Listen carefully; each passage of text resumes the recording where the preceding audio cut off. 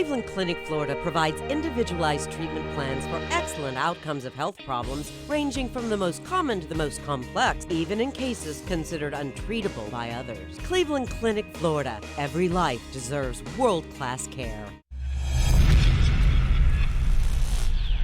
All right, welcome to the KVJ ATS Podcast. Kevin's eyes look insane, but he's got new hair. Virginia is a witch, and she farts in her chair. Jason is a spaz who's got an old man's ass. Welcome to the After the Show Podcast. Yeah, hello, welcome to the After the Show Podcast. Yeah, this is where we get real. We can drop all the dirt, say we want to say, all that kind of good stuff. That's why this is where we answer the questions to the Raise Your Hand poll from earlier today on the regular show. The first one we'd have was raise your hand if you've punched or thrown something in anger within the last month. I believe we had Virginia and Jay Bird raising their hands on that one. I actually did it yesterday. Okay, what happened and what did you throw or punch? So Rocco threw a water bottle at me, and somehow it ricocheted off my neck and then hit me in my hand, and I was pissed. So I picked up the water bottle and I threw it against the floor to prove a point that you don't throw things. Oh, look at that. Interesting tactic. Yes, interesting lesson. You should write a parental book. Yes. I'd like to see how the sales I'm would be. over here nailing it. So to show your kids what not to do what they just did. Yes. Yes, okay. Wow. So when you hear the story, it's much better. Yeah. Okay, Jay Bird, and what about you? It was last week. It was when Chewy was sick. He wasn't responding to some stuff, and some other shit had gone on where I couldn't get the computer to work, and something else had happened, and I took my book bag and I threw it across the room. Okay. But I felt good right after, and then I felt bad immediately after. Okay. See, I felt good when I threw it because I made a point. Yeah, you sure did, Mom. The other one we had, a few more here. Raise your hand if you've ever driven under the influence. A lot of us raised our hand on that one. Yeah, I had. In the day, it's something that I've become very aware of and try to be very proactive on not getting behind the wheel. But I think in the idiocy of my youth, yeah, definitely. Definitely young, dumb, and thought it was, acceptable. I think now with like Uber and Lyft, there's really no reason to ever drive after you've been drinking. It's just so easy. Yeah. It is really stupid. It really is stupid when you think about how much it's going to cost if you get busted, and I mean your job, your legal fees. Like it's just Uber and Lyft is like $10. And you really are dumb when you're young, man. You can be. I'm not saying all young people are dumb. Please don't send me that email because I will not read it. Yeah, and it really kind of depends. I think also what might change and might be different if you don't come from a small town is driving under the influence is pretty prevalent in a lot of small towns. And I know it's prevalent everywhere, but in a small town, the rationale being there's not a lot of traffic. You typically don't have very far to go. They have different outlooks on drinking and driving. And so I think, sometimes you wind up in a cultural setting and you're like, okay, it wasn't, necessarily frowned upon. It wasn't that big of a deal. It was just kind of like what we did. There are country songs that are talking about driving around with a beer in my lap. And I'm like, wait a minute, you can't do that. It's an open container and you're drinking and driving. But yeah, in some communities, that was it. As I got to larger cities and things like that, and traffic was an issue, and you had further to go, and there's more things that could happen, I realized, what are you doing? This is stupid. Like, why would you ever put your life, other people's lives at risk? So it takes a little bit of time. But yeah, in the youth. Raise your hand if you've ever fantasized about a good friend's partner. I raised my hand on that. I don't have a specific incident, but it's something that feels like I probably have. So I couldn't honestly even tell you who in general. But yeah, there are times I go, man, this chick is hot. There was a guy I played baseball with, and his girlfriend was so hot. And I was friends with him, and I couldn't help it. I thought about her. You're just a man. I have sinned. Yes. I have sinned. We all have sinned, Jay Bird. I'm not a big fantasizer. I feel like that's why I'm exempt from that one. I'm very visual. I can't like fantasize about stuff like that. Really? It doesn't do anything for me. Sometimes It's like a romance novel. Sometimes my fantasies are way better than any kind of porn. Yeah, see, it's weird the things I fantasize about different things, I guess. He'll jerk off to a sexy bag of weed. Well, yeah. Well, I'm just visual in Push. this, pushing for the cushion. And I jerk off to Hot Pockets. So we all got our thing. Yeah. But it's like I'm just more visual. I can't like use my imagination for that. What about Kevin Ralston? Do you have a good imagination when it comes to pressing your own Pud buttons? whacking. That's all I got. Yeah. Aw. You've harnessed it. Great. Well, do you ever use visuals when you do, as Denny says, pud whacking? No, not often. No, it's usually a spank bank. Okay. Yeah. So I am. I'm the opposite of Denny's on that. So even your fantasies are boring. Pretty much, yeah. There's prep. He can't help it. He's vanilla. Yeah, he's got prep for his fantasies. Well, I first, do. First, we're gonna do anal. Second, That's a tough way to start. First, you do anal? Yeah. because then everything else. What's next if that's the Well, beginning? everything else is the uptick, Is that right? the- That's got to be the worst. Is that the foreplay? I mean, Kevin, if you're leading with anal, you're right. scaring him. Yeah. Imagine saying that to the queen first or to First, Louis it's anal. First, you're going to start with anal. Yeah.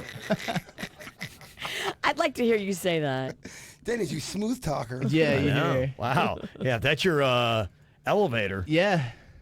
Raise your hand if you've had sex with other people in the room. Now, I guess to clarify this isn't sex with people in this room. This is you had sex Yes. and somebody else was in the room with you. Yes. Like an audience? or like like a party or something when everyone's Yes. passed out. Things get a little crazy. Yeah. And people have some wines in them. Yeah. I think that happened one time in the Crazy Club Kev days, early Oh, yeah? 20s. Yeah.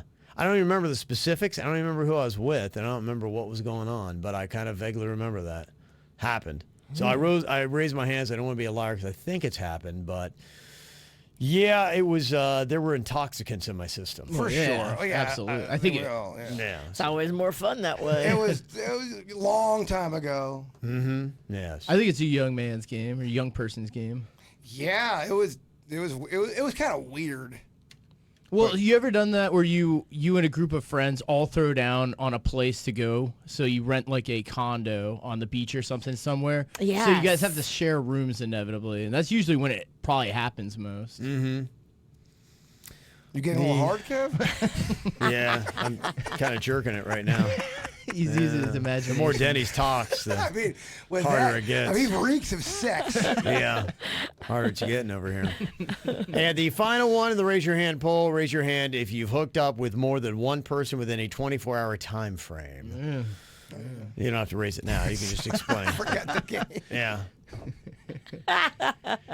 Yeah, I had raised my hand in high school.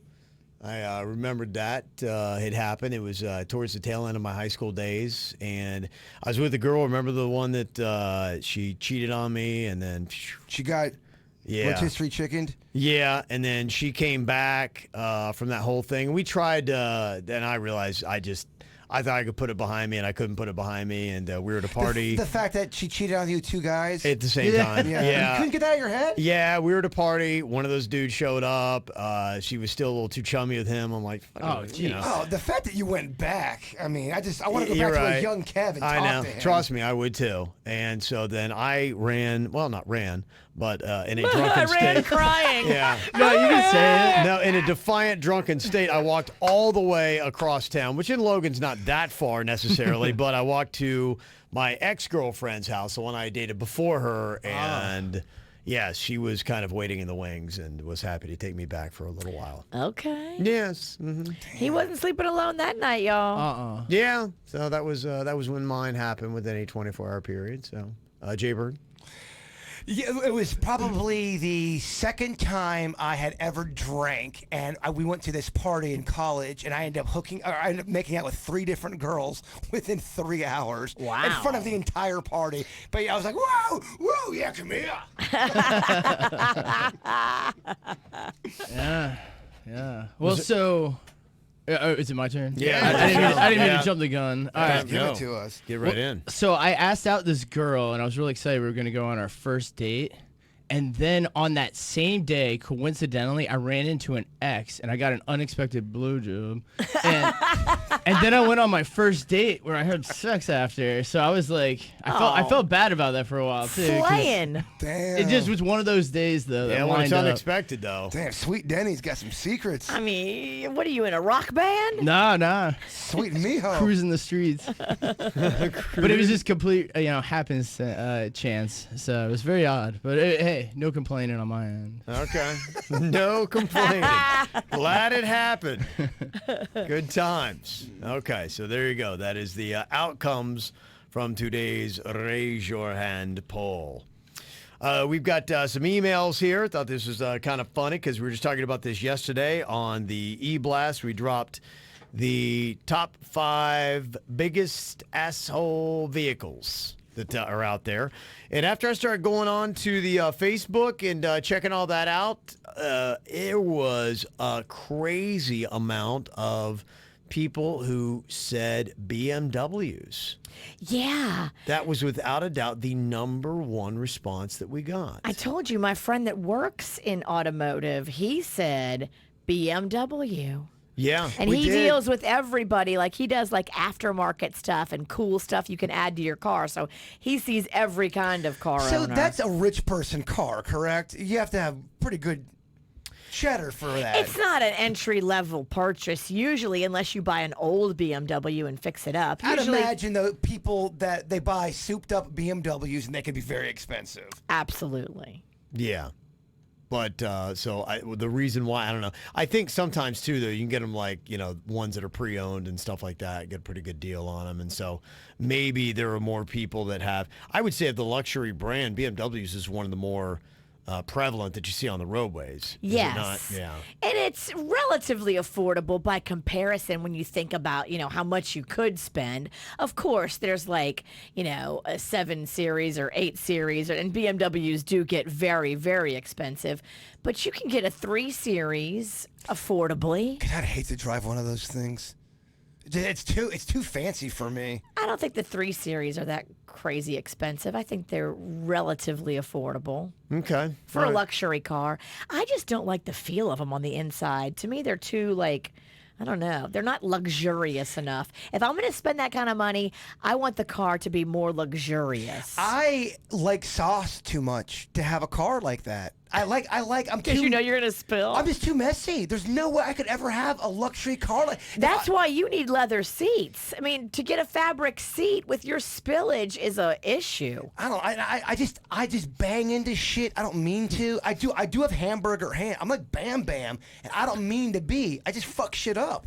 And that's why I think you need rubber mats and leather seats because they're easy cleanup. As a mom, I'm telling you right now, it's a lot easier to clean up Rocco's spills of ice cream and everything else with a wet wipe than it is to try to scrub a cloth seat. I agree. That's a nightmare. I've always loved having that in my cars. Easy to do. Leather no matter what, seats. yeah. The thing I want, my next car is going to have leather seats with those little tiny microscopic holes in it where the air conditioning comes out of the seat onto your butt. yeah. So you never have to have swamp ass again. They're nice, yeah. My next car, I'm gonna have the CD player work. CD, huh? Or whatever. Yeah. You know, you can stream anything. That's where my truck. He gets a working CD player and then realizes, I can't find any CDs. That's where my truck's at. Wait, who closed all the CD warehouses? My shit's so old school. It's Yeah. got a CD player that does not work. Mine still has a CD player in it. When I hit the brakes, it sounds like a howling man. I'm not even kidding you. That's a problem. No, it's safe. It just sounds like a howling man. It does. I'm not kidding. Did Klepto take a look at that for you? It's all digital, baby. I think I gotta go get a new car eventually. It's on the list. Yeah. Let me get through laundry month. Things getting up there now, though. It is. And now I feel justified to probably get a new car because I think it's a 2014. Okay. No. What? 04. It's an 04? 07. It's an 07. Yeah. It's one of those. That seems right. It's 07. I was going to say Kevin, probably 13 years. It's got numbers in it, you know? No, it's 2007. And I Yeah. was talking to Vanilla Ice at the Stars Ball. He's like, we can fuck up that truck too, like we did the other one, and maybe raise money for Little Smiles doing it. I love it. Yeah, let's destroy it. Or only way we destroy it is for charity, because I know we could give it to somebody that needs it too. True. Not that anyone wanted. And then the brakes would give out and they could die.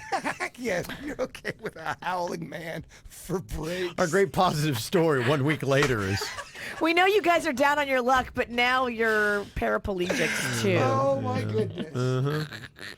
okay. So the top 5 in South Florida, the biggest a-holes drive what? Number 1 was BMWs. Number 2, Audis. Number 3 wound up being the jacked up trucks. Number 4 was Range Rovers, and number 5 was Prius. So that was the responses that we got on that. Yesterday it was in the KVJ e-blast. And then we got this email from Stephanie. She said, I was listening about the douchebag drivers. I love the comments on Ray's trucks parking backwards. I came back from walking my dog on my lunch break today, and I had to take a photo of my parking lot. What are the odds that the entire row is trucks backed in? Look at that. Oh, that's funny. This is a 12-story office building in Fort Lauderdale, but you would think that we're a contracting company, not in here pushing those TPS reports. If that middle truck listens to our show, totally hates us, especially you, Virginia. I can tell by the way they Yeah. backed it in. A lot of guys that drive trucks hate me, This photo- including my husband. And the funny thing about this, it says so much. These are 5 jacked up trucks in a row that are all backed in, and they all left a space between them, so there's no dinging going on, but it's almost like a lot of those spaces, there's not enough room for any car to pull between them anyway. Yeah, it's a lot. I don't get it. They're just large vehicles. So there you go. The truck souped up mentality, and Panda even made his louder. Like, he went to some guy and was like, make it louder. And it is. I mean, you crank it and it's like, I'm like, ugh. We got some douche that lives by us. Even with the new place I live at, I moved a little bit further down. He's got a motorcycle. He loves to rev it up, and there's no way he didn't do something extra mufflery to make it more loud, because you could hear it go, fuck. I mean, that's basically It yells fuck. that's all I hear. Wow. When I hear it revving. It's It'd be weird to have on the road, wouldn't it? aggressive and mean. It's so mean. It's like a mean sound. I know, it's aggressive, and it scares children and pets. And that's the problem that I have with it. I don't like scaring children and pets, and I'm a little fragile too. I don't like a loud noise. There's old ass men too. I'm over there like, oh shit. A truck just yelled fuck at me. I mean, I'm dealing with a howling man for brakes. Got Carol sending an email about bad teachers. She said, the first time I smoked weed was in 10th grade with my teachers at chemistry camp. Okay, guess that's there's a problem. Yeah, I guess there's a lesson there somewhere. We thought we were so cool smoking weed with teachers. Keep in mind, though, this was back in 1981. That would never happen now. There you go. The 80s were just different. Yeah. There was different rules back then. It was weird. I know we've talked about it before. Because I watch a lot of old movies still, and just seeing some of the scenes that got approved back then, it was definitely a different time. Because you watch it and go, oh shit, that made me feel weird. And in today's, Yeah. with today's sensibilities, yeah, there's some weird shit out It's there. like we were stupid. It's like we didn't see things or notice things for what they were. Well, like, I just remember so many people smoking in the car with their kids back in the day. And the windows up. With the windows up. Okay, let me see here. We got an email from Max about the Daytona 500. Said, hey, guys, this is more of a question for Reek/Suits. Reek! Yeah. It has to do with the Daytona 500. That is gonna Chances be coming are, up. whatever your question is, our man knows the answer. He knows cruises, Daytona 500, and suits. Those are 3 things. Level of expertise. Says here, I won tickets to Daytona 500 on the 16th. Thank you, Busch Light. And I've never been to a race before. What kind of stuff can I bring in, and what kind of tips do you have for a newbie? Max wants to know, Suits. Yeah, as far as bringing stuff in, it's pretty much the same rules that you have at any stadium that you go to, regardless of sports. I mean, it's pretty standard for that when you go into the grandstands. But if you can go into the fan zone, if you've got those tickets, that's the best part of the whole experience, because Daytona's set up in such a cool way where you can go to all the garage stalls and they have windows on all the individual ones, so you can see the teams working, and they've got a slot in there for autographs that you can pass through. And the entire inspection zone, too, they've got that all with glass so that you can watch them inspecting the cars. And then there's this great bar in there in the fan zone, restaurant and stuff like that, and then all the merchandise stuff. It's really a cool spot to chill out. You can go walk through Victory Lane and Pit Road. So I would definitely say that's the cool spot to check out before the race. And then outside the grandstands, they have an awesome midway with a ton of cool exhibits. There's this Toyota thing that they have there every year where they'll take you in the car, and it's like an obstacle course kind of thing, but they'll drift with you in it, and then you kind of go up like this massive hill and back down where you have a professional driver that's really cool. Okay. So, yes, a lot of fun stuff that they keep outside the main grandstands in the front, and then the fan zone is really awesome. Question, because I went to Daytona a long time ago when Dale Earnhardt died. Earl Earnhardt. Oh. Earl Earnhardt. Dale. Rest in peace, Earl. Sorry about that. Earnhardt. Sorry, Dale. That's pretty fucked up. The legend right there. Not a fan, obviously, of NASCAR. But I noticed a lot of people coming in with coolers. People had like igloos on roller wheels, and they were coming in with those. Is that still in effect? I think you can bring small coolers, yeah. They still let you bring them in. That's big, Suits. Okay, so you're not a grown-up drinker like me. Any place I can go into a venue with my own cooler is fucking awesome. So I think that's the question they're asking. Yeah, I would double check because they have a size restriction on the cooler. So if you Okay. bring one that's too big, they won't let you in with it. So make sure you have a smaller cooler when you go in there. Because I don't want to pay the $17 a beer. I want to expensive. drink my own beer in my own cooler. And that, to me, was one of the sexiest things about Daytona. You can bring your own cooler? I mean, NASCAR fans got to bring their own beer. I mean, it kind of just goes hand in hand. Yeah. I like it. That just seems like, they wouldn't put up with us paying a lot of money for a beer. No, it is expensive. Yeah. I mean, This kid's got a lot of information, huh? Oh, he does. I mean, the only time I ever see Reek rattle is when, Cy Dobbins is in the building. That's the only time. Yeah. yeah, believe me, I'm not afraid of Cy Dobbins. Oh, good, because he's going to be here tomorrow. Oh, yeah, we'll see if that little bastard decides to show up. Stay aloof. Stay alert. What? Stay aloof. Stay Stay aloof. Are you talking to Kevin? Stay aloof. Could you send your counterpart in there? There's a question here for him Denny's? All right. about a Colorado trip. Denny's. Yes. In 10 minutes. 10 minutes. Monica from Miami sent us an email. Said, love you guys. Anytime I travel by plane or travel in general, I like to download a couple KVJ podcasts beforehand and listen during the flight. Your show puts me in a cozy state and eases my flying anxiety. Aw. My boyfriend, his buddy, and I are going to Colorado this week for a couple of days and would love some travel tips on places to check out, especially any recommendations from Denny's. Appreciate it. I guess it depends upon where in Colorado. Where's your area of expertise? So mainly like Denver, I guess is probably your best place. It's right in the center of the state, so a lot of people you can Is get that the main airport, or are there multiple ones? There's another one out there, but yeah, Denver's where you're gonna fly in. It's centrally located, so Okay. it's pretty much at least like 2 to 4 hours from everything. Okay. So depending on where you're going, and then there's some parts of Colorado that are kind of like how South Florida is vastly different from North Florida. On the east side of the mountain compared to the west side of the mountain in Colorado it feels like two different places almost. Really? 'Cause- Yeah, it's real weird when you're in Colorado. You can always tell which direction you're facing by where the mountain is. Just like how we always have the ocean to our right, towards the east. Yeah. Colorado in the west, at least in Colorado Springs, Denver and such, you'll have the mountain to your west. So you just always know where you're at or which way you're facing at least. That's a nice little landmark. So when you're on the other side of the mountain, it's very disorientating because you can't. Everything's flipped. Everything is completely reversed, and the culture out there, Especially when you're stoned. oh geez, the altitude, the High as pots, a kite. totally. You're high and you're high. But it's even more Western. It's more California style. It's just funny how it changes as it swifts towards The West Coast. attitudes, Everything, attitudes, sensibilities. stuff in that such. Yeah. Yeah. Where would you say are your favorite places in Denver to go?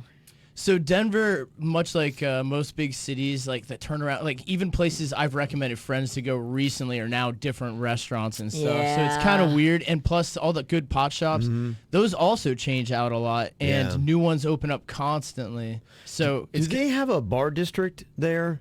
Yeah, well, so if you go to downtown Denver, that whole area is awesome. They got trolleys too that you can hop on. Yeah, I thought when I was there, I went to, it was a cool kind of eclectic like bar area where you could just, walk out, bar hop. Real cool. In fact, one of the places, I don't know what it's called now, but it was a famous hot dog place, and it was underground. It was in the basement of the building, so it doesn't even have any signs up. To find it, you have to know somebody that knows the place. That's so cool. It's really cool. So you go down, and the whole place has people, everybody's allowed to write on the walls with Sharpies, and it's old brick walls, and it's some of those writings are from the 60s, the 50s. They're old. Did you see some of the hot dogs? So it's known for its hot dogs. I love a hot dog. That's like what its specialty was. So I mean, that place was really cool. I don't know what it is now. I think it's been changed to a bar, because one of the employees here that works with us just went, and she was saying that it was a different place than I had said, but it was the same location. So I'm not sure what it is now. I think it's a bar, but it's a really cool. I mean, it's just Denver's got cool stuff like that because it's old. In fact, what is it? Old Colorado City, which is by Manitou Springs, they say is the place where all the rich people at the time, like the Vanderbilts and the there's another the Rockefellers. That's where they used to go out and, and do devil worshipping in order to acclaim. Yeah, Manitou Springs, right next to Old Colorado City, which was the original capital of Colorado before they changed it to Denver. I know Rockefellers are devil people. That's what they say. It's a big hotspot for ghost and spiritual activity because they say that they did so many cult-like activities out there. And it was all the rich people. And there's some book out where the maids and all of the help at the time, because they were wealthy and they always had those people around, would tell the stories of what they were doing out there. So it's pretty weird. Colorado's got some weird history. They'd roll over to let the secrets out. Years later, saying that they would do some pretty crazy stuff. Rich people, man. Like real rich people. That's where you get like the Eyes Wide Shut type of stories and the Jeffrey Epstein crap. I think they're bored with regular life, and now they want to hunt the ultimate game. Well, I think, You're right. Yeah, I think they just push the edges because they feel like they've just conquered, or maybe they think they're they transcend a superset of species, and they're like, we want to try to see exactly and push this element as far as it'll go. Well, think about someone that has all that money and maybe doesn't have a spiritual side whatsoever. Their viewpoint is, you know what? Troubling, yeah. When you die, that is it. I'm here to fuck up some shit. I'm gonna hunt people. I'm gonna eat people. I'm gonna do it all. Yeah. That's where you get some scary shit, Sanicki. Yeah. Can be. Wow. But, okay. yeah, I don't know what part they're going to. Boulder's awesome. If you get to catch a show too, Red Rocks Theater is the coolest venue ever. I went there one time. It was great. They've got a little restaurant at the back end of the amphitheater there, and I got the Bison Sliders there one time. Really good. There's another theater too that gets some more of the I guess you could call them like B acts. They're still big, but they're not. But like bands that some of the people in that area like more than the ones that are on the mainstream. There's a really cool theater there that gets all of those acts, and it's just a great spot. And they have that whole street where you can't drive on in Boulder as well. And it's just, dispensaries, jugglers, people playing music. It's like a really explosive center of culture. And It's really cool area. You can't say anything wrong about it. The weather's great too during, if you're going to summer, it's great. Gets real cold in January, so. Oh, really? It's probably still. They've had a couple nice days. They have pretty erratic weather, but it's still pretty cold out there. Okay. Random question: have you ever made a bong out of a hot dog? Ooh, that'd be so gross. I feel like if anybody could. I'm just curious if it's possible. We've done it out of everything I could think of. You could do it. It wouldn't last long, though, I don't think. What are the 3 weirdest items you've ever made a bong out of? Like fruit's a good one. We made one out of a banana. It's awesome. Yeah. Those all because it tastes good. Like hot dogs and it tastes so awful. Mixed in with smoke. Meaty bong hit. That would be rough. A punishment. Hot dog smoke. If you did a water bong rip of hot dog water, it would be so disgusting. I'm afraid he'll give you some kind of weird hot dog mania or something. Yeah, it's got to be toxic. I don't know. So we've done it out of everything. I was just looking through, just looking through the memories in my brain, I guess you could say, of just the Rolodex of yeah. Well, it came up in Just conversation. man. It kind of came up in conversation. Things you've made, to get high. And it's just in every situation, I've managed to find something. Like with whatever items are here, I could absolutely make something. Mahiver. Mahiver, yes. You could make if Kevin said, "I need you to make a bong out of his tennis shoe," could you do it? I bet I could do it at anything. So like if you have a metal tip pen, if you unscrew this piece and then puncture a hole into a water ball, you immediately have a bong you could rip out. We used to do it. We had a buddy of you can mine. do it in seconds. It's actually a fun challenge. We should actually try sometime. I had a buddy of mine, and I remember he had an older brother.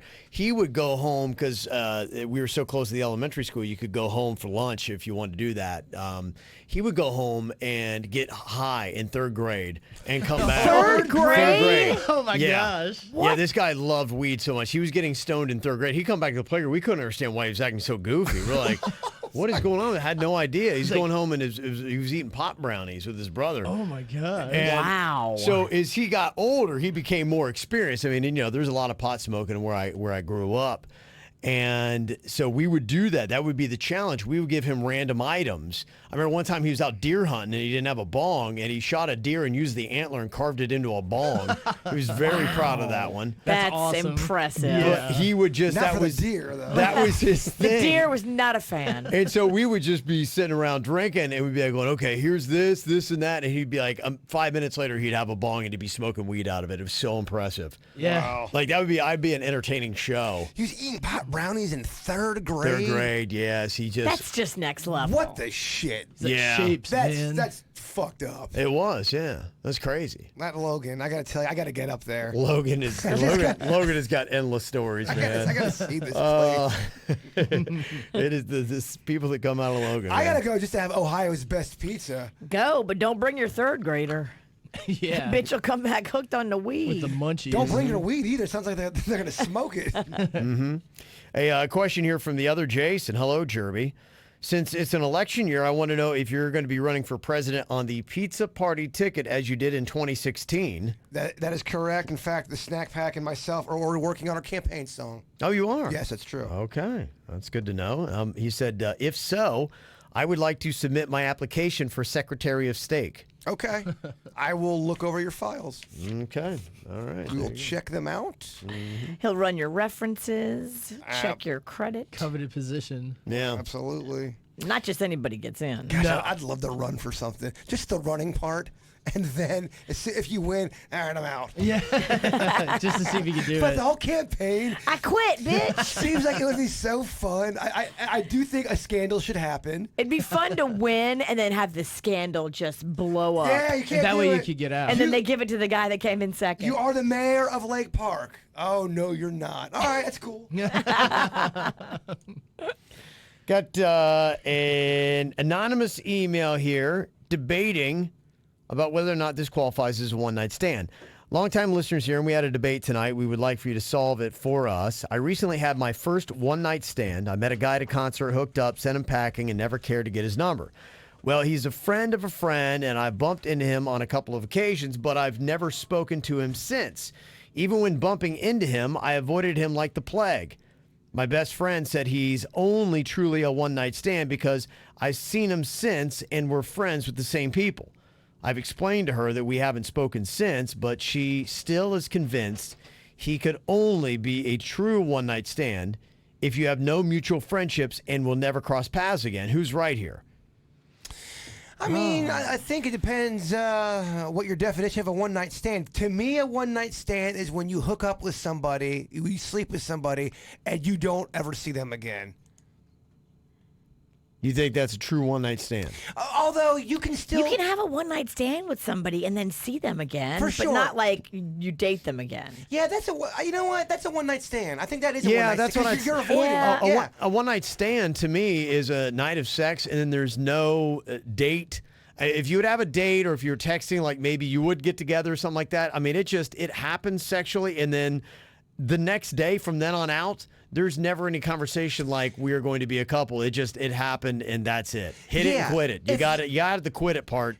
If you got that, it's a one-night stand, I think, in my book. Let's say you met on Tinder the day before, and you guys have been texting a little bit off and on, and then you bang that night, and then you guys never... I don't think that's a one-night stand because you had prior engagement before. You see what I'm saying? A one-night stand is like you meet somebody out, it's a stranger, and then you guys have sex. I disagree. I think if you meet somebody on Tinder and you talk for a while and you meet up and then you have sex, that's a one-night stand. That's a fling, not a one-night stand. That's a And you never see him again? That's a rendezvous. That's a fling. Because a one-night stand, I think, too, is random happenstance. Yes. It's not set up. Like you would just run into somebody in a bar and something along those lines, or a coincidental meeting. Agreed. You hit it, you quit it, and that's it. That's a one-night stand. The Tinder, I think, Virginia, is a rendezvous, a little... that had potential, and that was a setup for Yes. a possible. I agree with V. Kevin Ralston.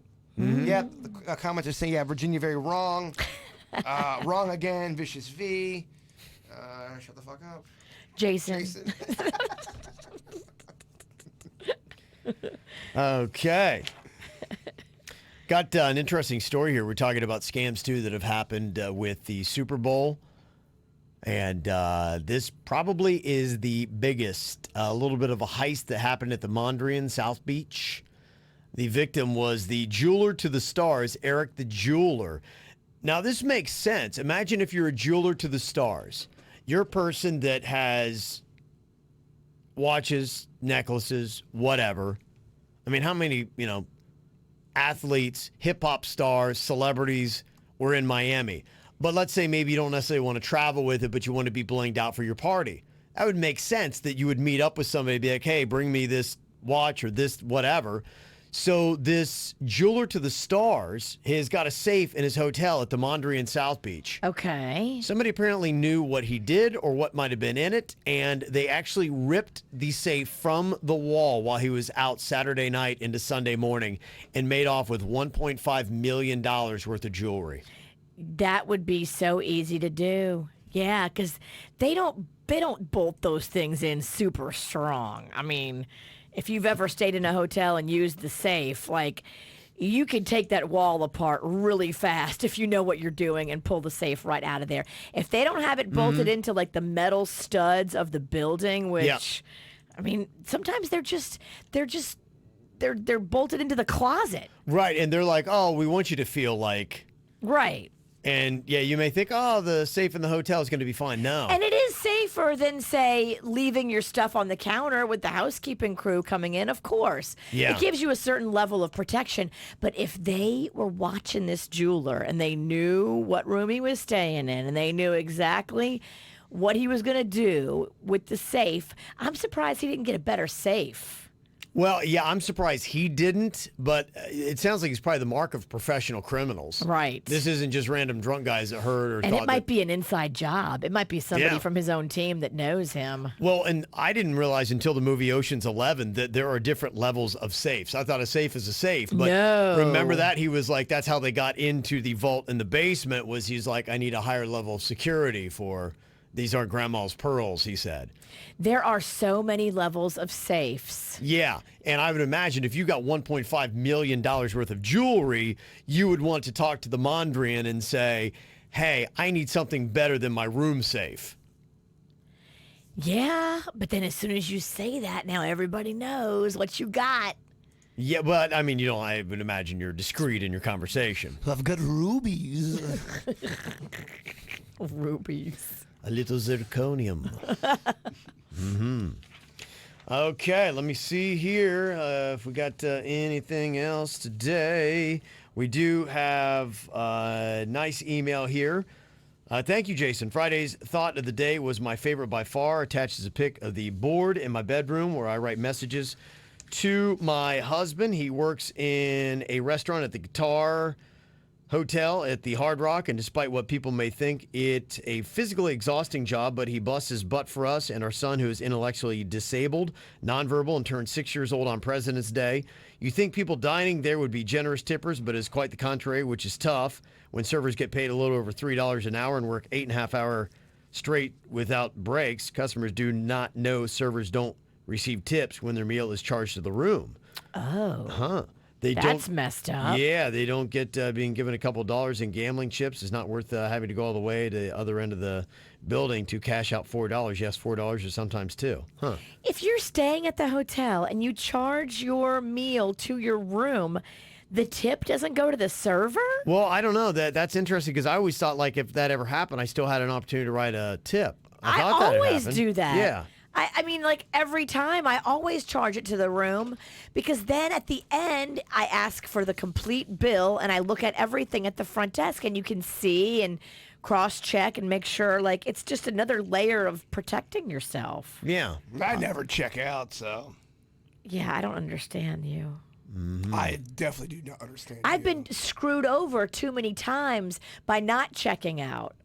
It's happened to me where I didn't have time to check out, so I left, and then they ended up extra charging me. And if you're gone from the property, it's so much harder to dispute the charges. You got to fight with their internal billing chick, and she's never there. This chick keeps, 10 to 3 hours every day. I just feel like if I check out, I'm gonna get in trouble for something. I don't know. It don't feel right, Sinicky. I just rather just dip out. I'd rather hide and not be facing whatever I left behind in the room. No, I'm just telling you. I used to go to a lot of motels and hotels when I played baseball, and every single time there was always something fucked up that I never knew about. Always, huh? Yes.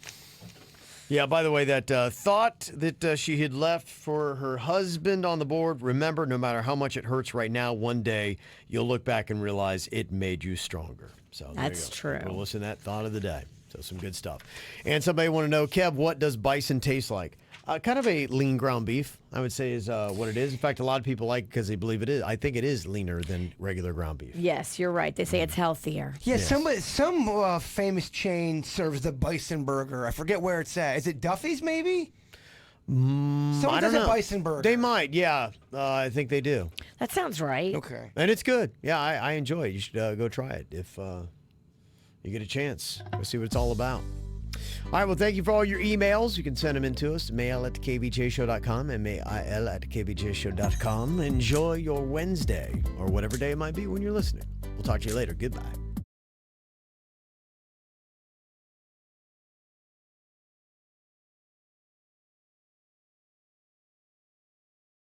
Cleveland Clinic, Florida provides individualized treatment plans for excellent outcomes of health problems ranging from the most common to the most complex, even in cases considered untreatable by others. Cleveland Clinic, Florida. Every life deserves world-class care.